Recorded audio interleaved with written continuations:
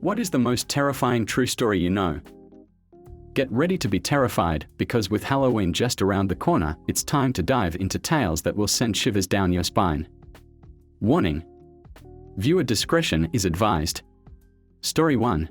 There have been several confirmed cases in a few different countries of people living in other people's houses unbeknownst to them. I believe one case went on for a couple of years. The intruder would wait until the homeowner would go to work and then sneak out and steal small amounts of food as not to be noticed. Well, eventually the homeowner did notice and couldn't figure out where his food was going, so he set up a hidden camera to record it. I can only imagine how scary it would have been to come home from work one night and sit down to watch the video, skipping through hours of stillness, to suddenly come across a person crawling out of your attic. And then the slow realization that that person is still in your house at that moment. And then the retroactive fear of thinking back to all the times you laid awake at night and heard a noise which you just dismissed as coming from the pipes or the old wooden beams, but actually it was a freaking person just above you. Story 2. The Nutty Putty Cave Incident. A spelunker got stuck upside down in a narrow cave for 26 hours. Crews tried to pull him out with pulleys, but had to be careful not to break his legs, because that could be fatal with the circumstances he was in. Rescuers even almost dislodged him, only for an anchor to fail at the last second, plunging him back into the crevice. He eventually died, and they sealed the cave shut with him inside. Story 3. I'm an eye doctor, and I had a patient come to me with an infected eyelid. 2 other eye doctors tried to treat it but failed. They were dumping all sorts of medicine into it and it wasn't getting any better. At this point, it was swollen and painful for weeks with no improvement despite being on tons of meds. Apparently, neither of them thought to flip the lid upside down. It was a painful maneuver for her very swollen eyelid, which might explain why not. Anyhow, there appeared to be what looked like a visible abscess inside the tissue with thick gooey material. I thought I'd give it a nudge and saw it move. This wasn't an abscess, it was something else. I managed to remove it quite easily in one whole piece and found out it was a fly larva. The patient told me that she had a bug hit her in the eye a few days before she got this infection. I removed the larva and within 2 days the wound closed and she was 100% recovered on basic antibiotic eye drops. Story 4. The story of Jamie Claus is terrifying. In rural Wisconsin last year, a teenage girl went missing after her parents were put to death in their home.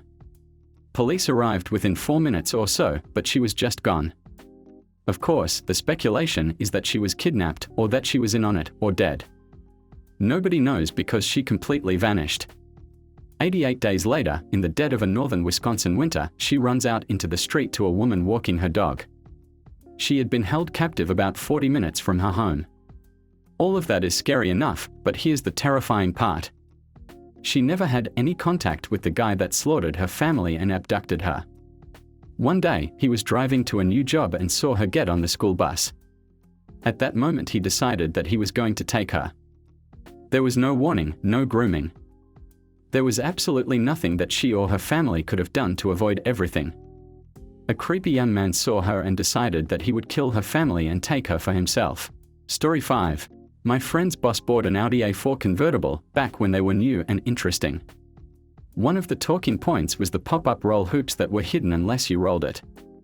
A few months after buying it he got to test those roll hoops out, as he lost control and skidded down a steep bank about 10 meters deep.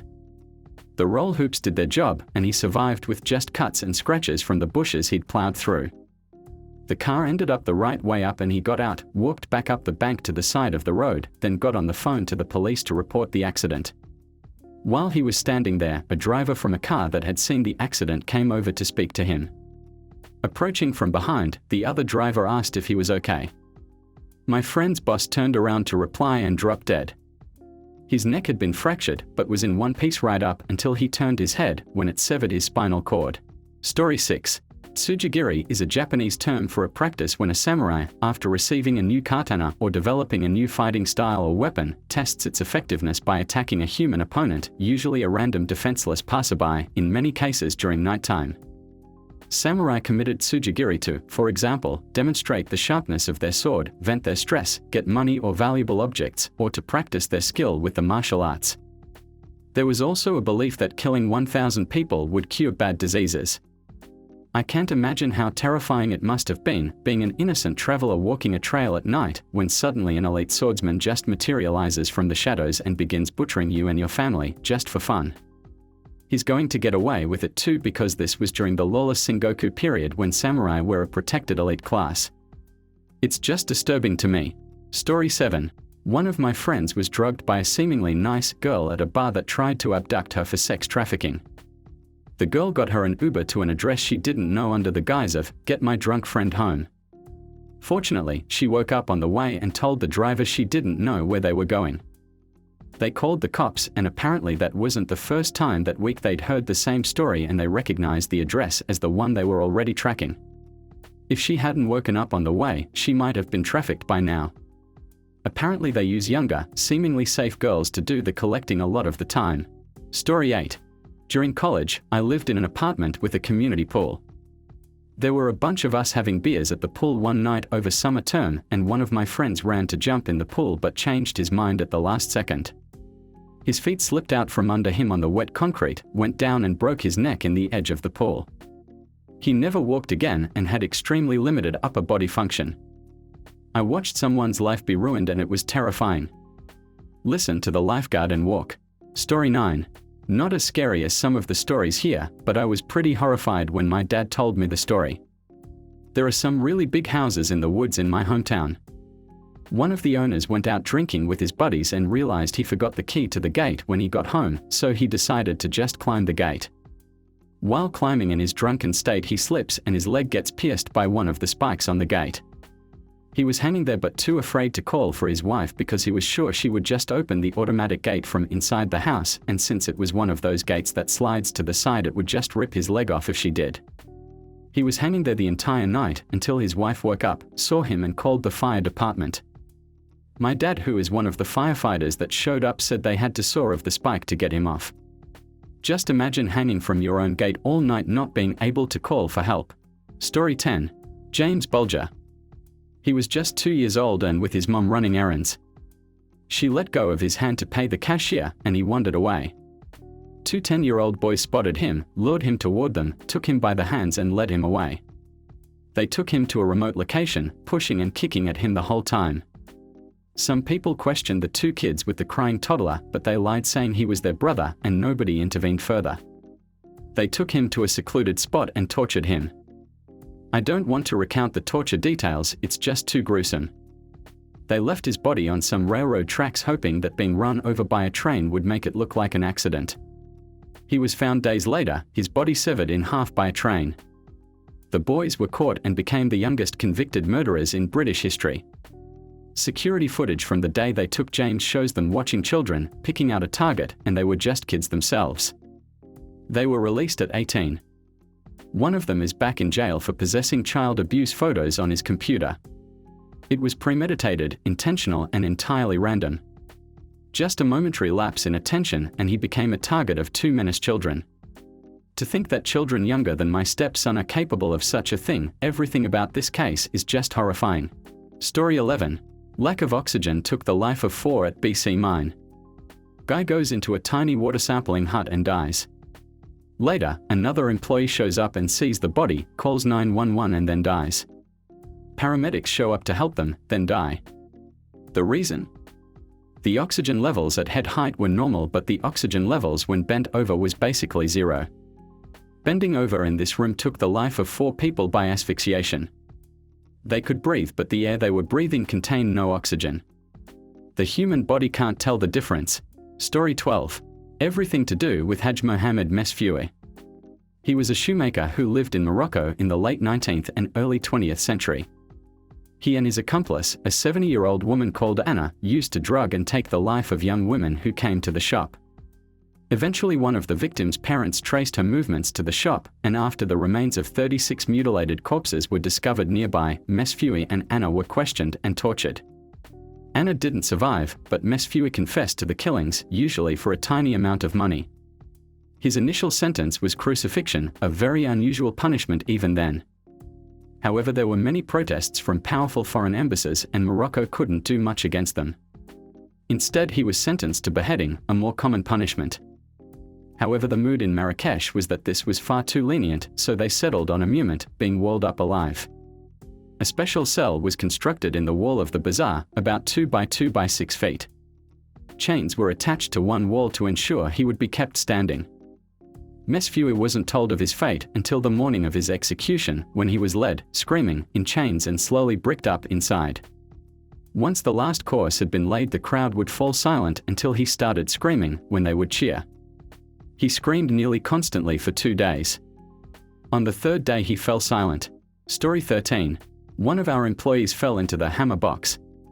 This is a device filled with ultra-high torque rotating hammers used to grind up large appliances into scrap metal. It apparently turned 3 times before the emergency shutoff was hit, pulling in half the employee's body at a diagonal running from the middle of his pelvis to his shoulder. The gruesome part was that he was still alive, as the pressure from the hammers was holding the enormous wound shut. Took 30 minutes for the EMTs to arrive while he screamed for them to simply turn the machine back on and end it. He didn't make it. Story 14. I'm a crime writer and once interviewed a woman who told me an unrelated horror story about something that happened to her as a girl. When she was like 10, she had trouble sleeping and imagined the boogeyman was living in her closet, staring at her during the night. Every night she would come down and tell her parents, and every night her father would tell her the boogeyman didn't exist and she should go back to bed. Well, this happened for several nights and the father got tired of it. So that night he walked her back to her bedroom, turned on the light, and said, "I'll show you there's no boogeyman," and went to open the closet door. But something on the other side held it shut. He sent his daughter out of the room and forced the door open to find that a man was inside. He'd been sneaking into their house every night to stand in the girl's closet and watch her, and maybe more. He beat the ever-loving crap out of the man and the man went to prison. When I interviewed this woman, I looked him up online. He'd recently gotten out on parole and had skipped out on his weekly checks. There was a warrant out for his arrest and nobody knew where he was anymore. Story 15.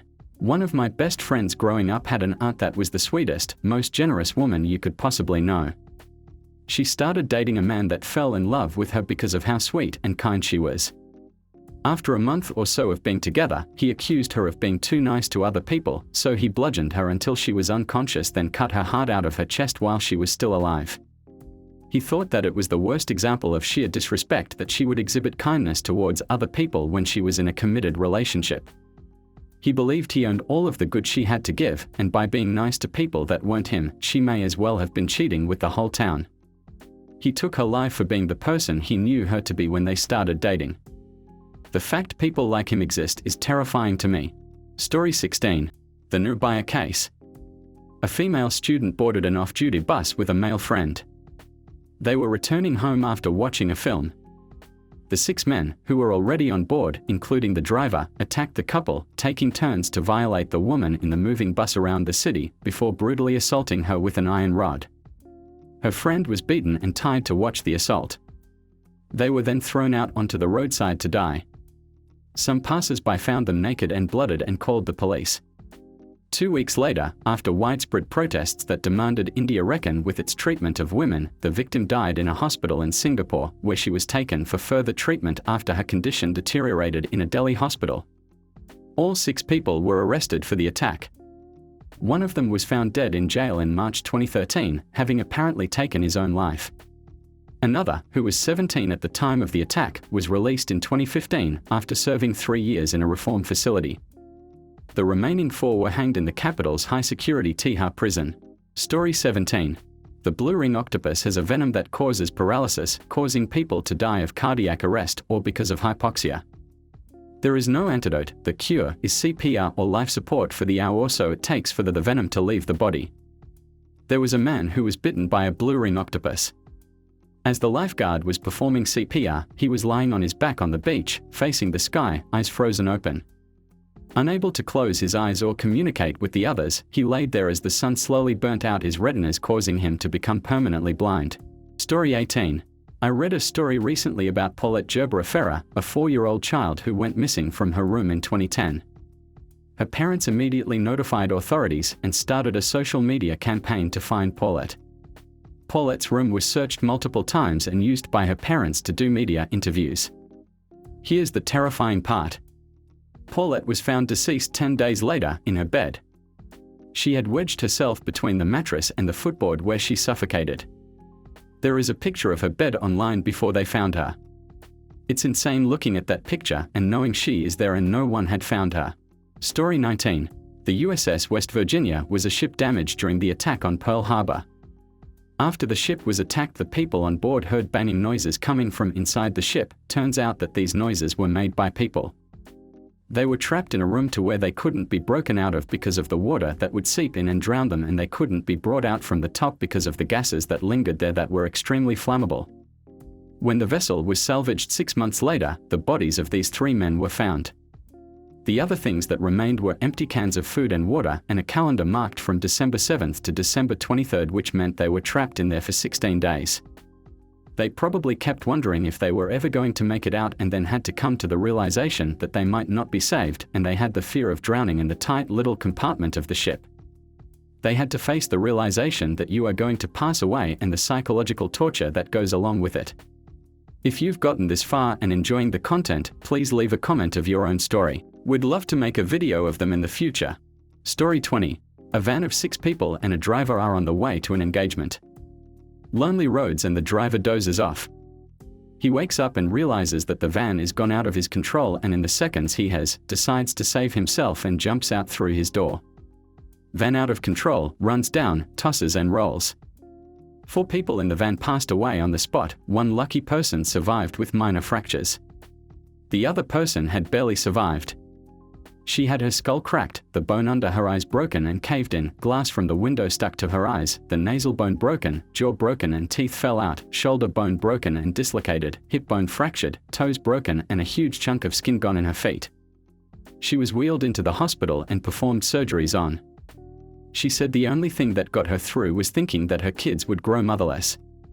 When I saw her post-surgery, she was completely wrapped in bandages like the Invisible Man, gaps for eyes and a hole for lips.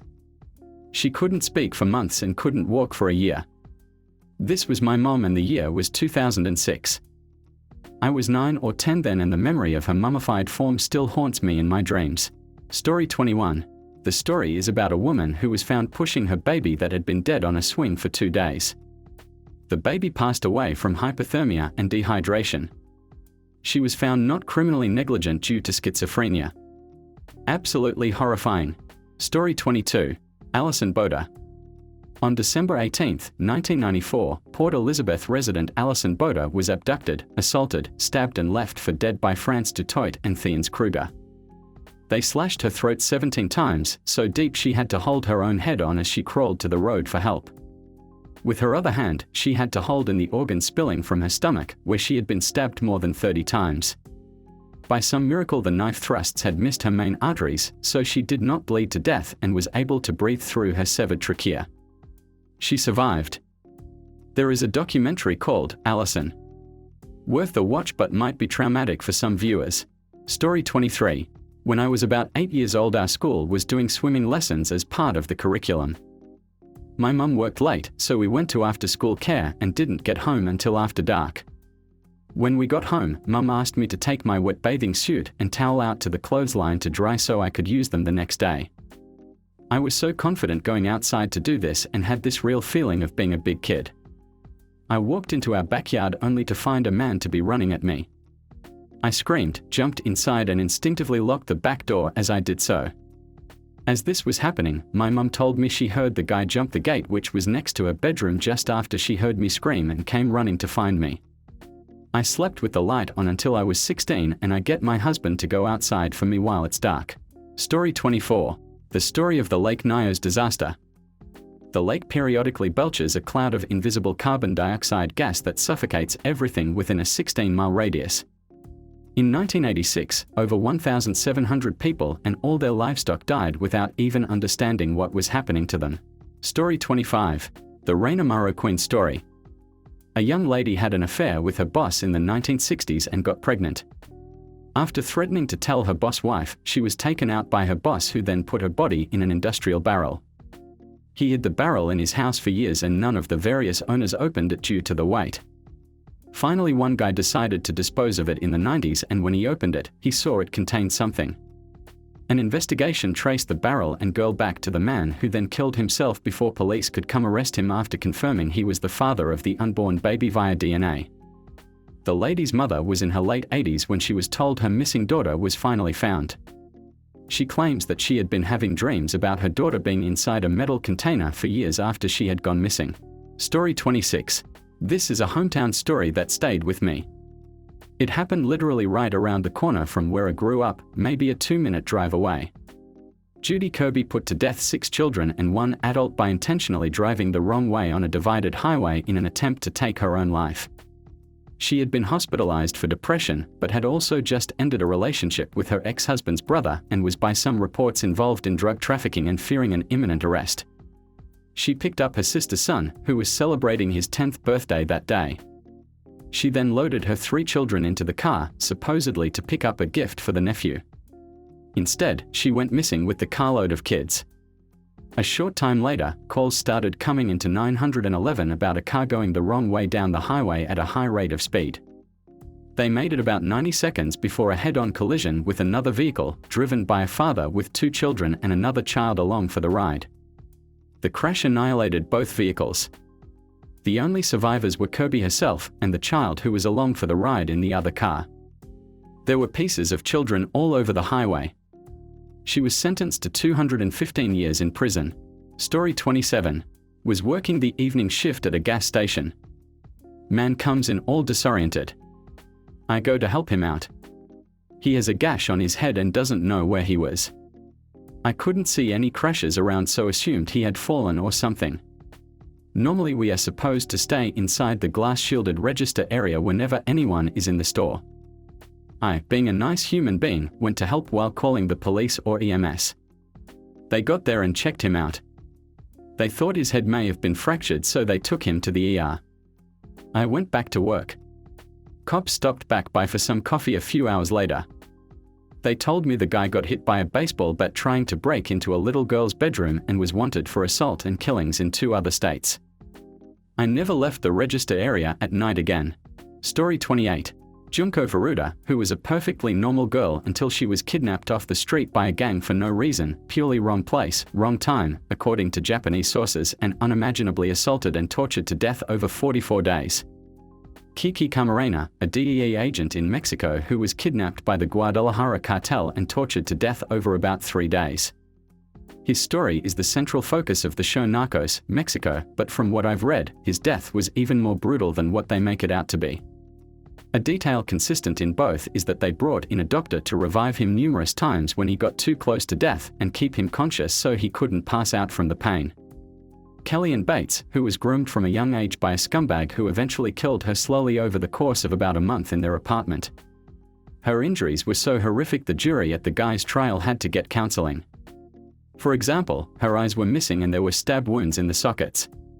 Sylvia Likens, whose parents left her in the care of a woman who both personally and with the help of her children and their friends degraded, tortured, and killed over several months.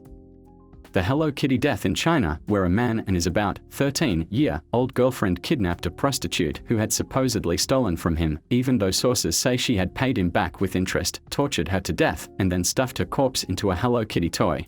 Story 29. Have you heard of the Nazi so bad that other Nazis, in particular fellow SS Nazis, constantly tried to get him and his unit disbanded and arrested? No. Well, his name was Oskar Derlwanger, and his unit was nicknamed the Black Hunters or the Derlwanger Brigade. Oskar Derlwanger was an early adopter of the Nazi Party. He had been thrown in jail before for being a pedophile. Eventually, when World War II broke out and healthy ideal Germans were dying in droves on the Eastern Front, Oskar's old pal Heinrich Himmler, head of the SS, granted him a command of a unit made up originally of German poachers and eventually German criminals being held in civilian jails or camps, and military criminals. His unit was essentially designated as a rearguard unit meant to hunt down enemy partisans, or in most cases civilians in occupied countries. Oskar Derlwanger SS unit was responsible for many atrocities. Some atrocities so barbaric and bad other SS units reported him and his unit for atrocities. A few examples, which have been popularized in film, include taking an entire village in Belarus and putting them in a church, locking the doors, and setting the church ablaze. Anyone who tried to escape was shot by machine guns and rifles. This unit sexual assaulted, tortured, and killed its way through Eastern and Central Europe. During the Warsaw Uprising, they were sent to help squelch the uprising. One of their atrocities committed was going into a children's hospital, telling the nurses and staff that they were there to secure the church. Once the church was secured, they assaulted the female staff and some of the wounded and sick female children victims, and then went around shooting everyone. If anyone was found to have survived, they were beheaded. These guys were so horrible that other Nazis looked down their noses at them and constantly filed complaints and reports against them, but with no real success. Thankfully, by the end of the war, this unit was destroyed and its leaders and criminal soldiers were hunted down like rabid animals. Thank you for watching. If you enjoyed this video, please hit the like button and subscribe to Thread Talk for more content like this. Also, don't forget to turn on notifications so you never miss out. Have a dope day and we'll see you in the next video. Cheers!